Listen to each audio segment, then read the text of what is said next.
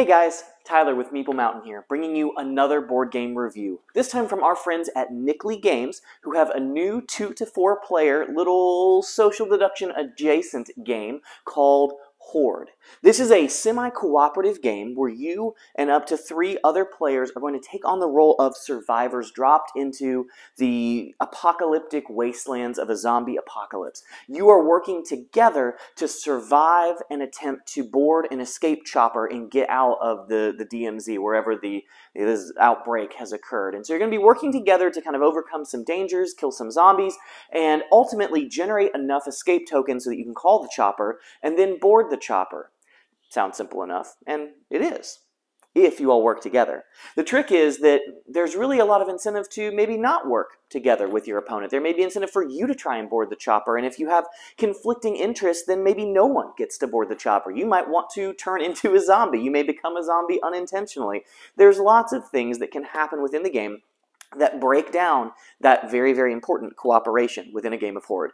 This is a fun, simple, little quick game that plays in 10 to 25 minutes, so it's nice and short, and it's a great kind of icebreaker to really kick off game day. But there's a lot of fun to be had here because you know I love semi-co-op games. So, with all that said, let's get to the table and learn how to play HORDE. Welcome to the world of HORDE, a semi-cooperative game for 2 to 4 players in which you are dropped into a zombie-infested city during an outbreak and are attempting to call the chopper and escape. The pitch of this game is very simple. Where the fun comes in is the mechanics of trust and betrayal that you have to work together on. I love the pitch of this box. I don't do this very often, but I'm going to read you the pitch on the front of this box. A collaborative, or not, zombie game with multiple win conditions for human or not players. And I think that just encapsulates what you're doing here. You can win if you escape on the chopper. You can win if you're left behind. You can also win if you're turned into a zombie. So there is lots of ways that you can play this game and lots of things that can happen to you. The pitch is, of course, very simple. The game is played over a series of rounds in which you'll be going to various hideouts attempting to fill your escape bar with these tokens. You'll gain them in various ways based on the hideout and based on the actions you take. When a player fills their escape bar, it will call the chopper. Now, when you have the chopper out here, a player can try to board the chopper and escape. And if you get on the chopper and escape, that will give you the most likely shot at winning, but it's not guaranteed. That's what you'll be doing throughout the course of the game. And you'll be playing these rounds by playing down cards. Every character has the exact same set of 5 cards that you'll be playing. Every turn, you'll choose one and place it face down in front of you. Everyone will do this in 3, 2, 1. You will reveal what your card is, and we'll resolve those. Those cards can help the team, can help you, and can cause conflicts. A lot of this game will be about table talk, negotiation, trust, and choosing when to backstab your fellow players for the maximum gain for yourself. And there's lots of ways that that can unfold. So we'll take an advanced look at all of those things and talk about the cards and locations and what you'll be doing. But the general rule is we'll go kind of through a series of rounds where everybody will choose a card face down. We'll reveal some danger cards that will come up. These will be zombies that will do specific actions and modify what happens to you if you take a particular action on that particular turn. And then you'll resolve the actions that you've selected, wash, rinse, repeat until everyone is defeated and loses their health, or the chopper is called and everyone or some amount of people have escaped at the end of the 3 rounds that the chopper is active. So with all that said, let's take a closer look at a player board and talk about what they can do, how the card play works, and then we'll look at the danger cards and hideouts. Alright, here we have a close-up view of a character player board, as well as their unique deck of cards and 1 zombie card for reasons. So here is the card deck that you will have access to, and you'll have access to this throughout the entirety of the game. And now remember, this is played over a series of rounds where every player will put a card face down, 3, 2, 1, will reveal and see what that particular action is. And the turns go based on the numeric value. There's kind of a flow chart here. It'll start with running, fighting, hiding, then the zombies will activate if they're pertinent, if there's any effects or if they're alive still, and then we'll have rest and special actions. Special actions will take place based on your character. For instance, this hunter, his special action is berserk, and that takes place during the fight action. So if I played special, that would actually take place during round 2 of each round. Now you'll notice that these cards are double-sided, and they have a couple different options. So run or hide, fight or run, and so you'll have interchangeable choices that you can do. So you might be able to fight multiple times or run multiple times based on your choices there. Once you've played a card, it goes to to your discard until you rest and recover all of your actions. So that's kind of how you'll move through the turns. Now, zombies, as I said, they'll come up. They're always going to have 1 health, and they can be killed by fighting. If you fight, you'll destroy that zombie and remove him from the game. And so, as you go, you'll be able to choose these actions. So let's go through each of them. Run. Run, you're going to gain 1 escape token, which again are these little triangle chits here that will be helpful for calling the chopper, and also will be points once you're on the chopper. You'll get points for your health tokens and however many escape tokens you have. So that could be victory points. So if you don't match with anyone else, so if you run and no one else at the table has played a run card, you actually get 2 escape tokens, which again, that can be 2 points. That's a huge, huge thing. Next is fight. You remove 1 health from a zombie, and if you're unmatched, you're the only person fighting zombies, you actually get to gain, again, another escape token. So that can be very valuable. And that's helpful for the hunter because his ability is he earns a victory point for each zombie that dies when the hunter fights. And so he's actually going to gain points for killing zombies. And so if multiple people kill multiple zombies, that can be even better for him at the end of the game. Hiding, you're going to activate the safe zone. So you'll do, every safe zone has a specific rule about hiding, and these cards may play or counterplay with each other. And then you're going to gain an escape again if you're unmatched. Then zombies will activate on turn 4, which they do different things, but in this case, this zombie removes a health counter from all players who hide. So any player that chose hide, if he was not killed during the fight action and he's still active, anyone that chose the hide action is going to actually lose a health. And so those can kind of help push you into tough choices on what action to take. And again, we talked about rest, which is you can recover all your cards or you can heal, which can be helpful as well. And then you get this card back to your hand. So it can be a way to try and kind of med kit up and keep your health up, or to get all your cards back so you have more options as you play the rounds of the game. Again, as we mentioned, specials, they're a once per game ability. Once you play this card, it is gone from the game forever, and it ties to your character. Again, the Hunter's is Berserk. It will let you remove up to 2 health from zombie cards, so it's just an empowered fight for you, which again is victory points for you, so that can be very helpful. So this is just a look at 1 character. There are 4 characters in the prototype that I have, and I'm sure that there may be even more introduced in the final game to allow for more asymmetry and more replayability. But each of them have a unique ability and action tied to their special ability and victory game in-game scoring. So let's go ahead and take a look at the hideouts, talk about what they do and how they affect the hide actions that you'll be taking, because of course you'll be hiding in those locations. We'll talk about the chopper and exactly how it works, and then what the in-game scoring looks like. Alright, here we have a look at a few of the hideout location options that you have available, as well as the chopper. Remember, this is set off to the side and is only called once someone has filled their escape counter track all the way up. This will call the chopper and give you 3 rounds to try and board the chopper. So we'll talk about this more in just 1 second. But these are 2 examples. Now, these are black and white, so it's a little tough to sometimes read kind of the text in here, but we'll start with this sports ball stadium. This is the one we had at the start of the example game we had set up. Each of these will last for 3 turns, so there'll be 3 rounds played at the sports ball stadium, and players who reveal a hide action while this is the hideout in play may place 1 escape counter onto their character card. So this place is actually just really helpful to hide in. If you hide, you get an escape counter. That's a really nice thing. If you go to the hospital, for instance, and you reveal a hide, you actually can get a health counter and heal 1. So these will change how your hide action works. Sometimes it'll help you just escape. Sometimes it'll help you heal, maybe attack a zombie. There's all kinds of things that those locations can do. On the chopper, once this is called, this will replace the hideout, and again, so this will kind of sit over top of these guys, and once it's in play, any player who reveals, and this is where things get interesting, an unmatched hide action while this hideout is in play may board the chopper. So this is where things get really fascinating in kind of the trust and betrayal aspect of the game.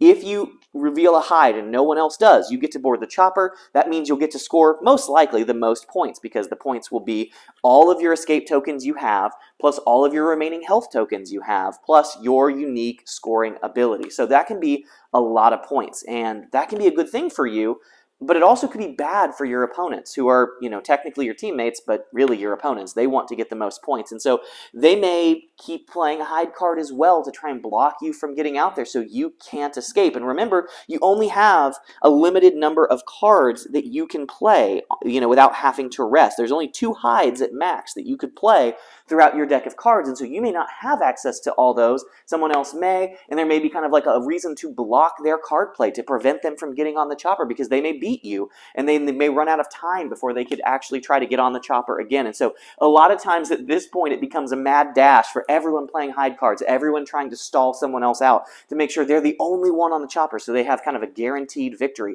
And this is where the betrayal and trust really becomes a strong factor. Now, with this in mind, there are some ways the game will end. The game ends when the chopper leaves after 3 rounds. If you've boarded or not, it goes away, runs out of fuel. So then you'll score once this leaves. The other way is if all the players have turned into zombies, and we'll score. Now, I will say there's 3 scoring algorithms. One of them is easy. The other 2 are a little more complicated. If you escape, get on the chopper and leave as a human, it's very simple. Your victory points is going to be your escape tokens, your health tokens, and your unique scoring event. We looked at that hunter earlier, so it would be his ability of collecting those tokens off of zombie kills. You add all that together, that's your score. Super easy.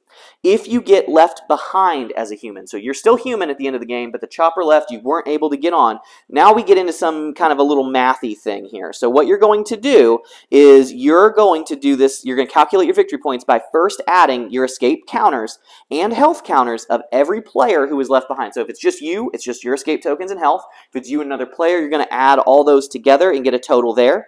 You're then going to subtract from that number the number of zombies, so either players or the danger card, the zombie cards that are in play, and then you're going to divide that number, whatever that number is, by the number of players left behind and round up from that result. So if you get left behind, you might win if the zombies are dead and you had a lot of tokens and there was no one else left behind with you. If there's multiple people left behind, that score drops drastically. Finally, if you are a zombie, that means if you died, lost all your health, and you kind of joined the horde, you've turned into a zombie. Now we get into the real mathy stuff here. You're going to calculate your victory points by multiplying the number of players. So if there's 4 players, we're going to multiply that by 3, so that'd be 12, right? So multiply the number of players by 3, then subtract the number of health counters on all humans, whether they got out or not. So you take all the health counters, subtract from that number you got when multiplying by 3, then adding health counters of all zombies in play. So any cards that are out still from the horde, you'd add those to that number, and that is going to be your total. So as you can see, some of the conditions get a little mathy, which is interesting. I don't know that that's my favorite aspect of the game, but predominantly you want to escape on the chopper, and that math is real easy. So those are the 3 ways you'll tabulate victory points. Again, you want to make sure you're on the chopper, but if you're not, don't worry, you might still win if you get left behind. You might still win if you're turned into a zombie and everybody had a really rough game. But that usually runs in about 15 to 30 minutes, and that concludes the game. You can then boast about your victory or set up for another round. And that, in a nutshell, is everything you need to know to jump in and enjoy your time with Horde. It's important to flag at this time that this is a prototype. Everything that you saw was certainly a prototype. It's still a work in progress. The tokens were clearly kind of homemade, and a lot of the art has not been finalized. So the rule book as well is just paper, so this has not been finalized either. This is still a work in progress, but you got a good look at kind of what the goal and the general idea of this title is, and I hope that that was engaging and exciting for you. But what did I think about it? Well, as you know, I always love negotiation games as a general rule. John Company, one of my favorite games ever. Any game where you can wheel and deal and betray and trust people, I think is just a fun social experiment, just at the table anyway. So it always brings me coming back for more. I love zombie games. The art and style, this kind of grunge, black and white vibe of this game just really drew me in. So I was really excited when I got a chance to review this, and I was pleasantly surprised. I really enjoy this kind of a game. There's a lot of fun here. It's unique in a lot of ways. It stands on its own 2 legs in some neat mechanical ways, but because it's a prototype, it does still have some rough edges. The rule book has a few, things it needs to work out still. Some of the terminology is not uniform, and I was left scratching my head a few times. For instance, the hacker has a special ability that says he gets a victory point for every time a safe zone is activated. Is a safe zone a hideout? Is a hideout a safe zone? Is it something else? There were these things when this game is not deep or complicated, but there were times that I was just like, okay, what do they really mean with some of this terminology and wording? I also don't, frankly, love the scoring because it is mathy. This is a short game. It's pretty quick. And then I have to break out an Excel sheet, you know, to tabulate whose score does what. And so I'm hoping in the final product that gets a little more truncated, or there's a really nice cheat sheet per player to kind of flow through that because it is a little mathy. Now, it's not terrible. It's definitely not undoable. It doesn't ruin the experience, but it is just kind of a pain. Right? Like going from something that's really fun, really engaging, and quick, and has these simple actions. Okay, I do this, I do this. I love the dual-sided action cards. I know I'm pivoting. That's really cool because you have flexibility and you can do a little bit of card counting, but you don't know what they're actually going to pick. And that's all awesome. The interactions are really cool. And then to break from that and be like, okay, guys, put on your math cap. We got to just like follow this flow chart now to tabulate who won. It just jars the experience for me, and I would love to see that get smoothed out and be a little quicker. So that's the only like thoughts I have on that side of thing, but the game itself is really fun, really engaging. It's great. The card play is really cool. Getting to the chopper and that trust, you know, breakdown of trust is such a cool moment in the game, and that is really fun to have packed into a 20-minute game. That's really cool. Adding another thought that just popped into my head, the character abilities are not necessarily created equal. Some of them offer more teammate help and team utility, which is good for surviving, but isn't necessarily good for you. Some characters can just make more victory points pretty quickly than other characters can, and that, I think, maybe also is another area where a little more balance needs to be considered. But overall, the game is really engaging. The thing is, it's a very short game, and what's nice is that it's okay if it doesn't feel 100% balanced, if the experience is fun and engaging, which it is. I would love to see the final product. I'm very excited for what this team is bringing to the table here, and I hope that they bring more character abilities, more zombie abilities, more hideouts to just add a ton more replayability to this game, because there's a lot packed in here. And when I played it, I played as the hunter, and I instantly got done and said, cool, I want to try the skateboarder now. I want to play another character. And so it was fun to kind of bring me back in. That's always a good sign for me, is if I know a game is fun, if I'm wanting to play another round as soon as I finished. And because the time is so short, that's something that you can do here with HORDE. And it's very fun and engaging, and I definitely would encourage you guys to check it out and take a look at it, keeping in mind that this is a prototype, and there maybe are some rough edges that there's still kind of ironing out and working out in this title. So lots of fun here. This is a great small box game, something that's great for travel and for small groups. I, again, in the final product, would love to see them have even expansions to allow more players to get to the table with this one, but this is awesome for you to jump in if you're wanting something short to kind of kick off game time for game day, or maybe you don't have a ton of time and want something nice and light and engaging.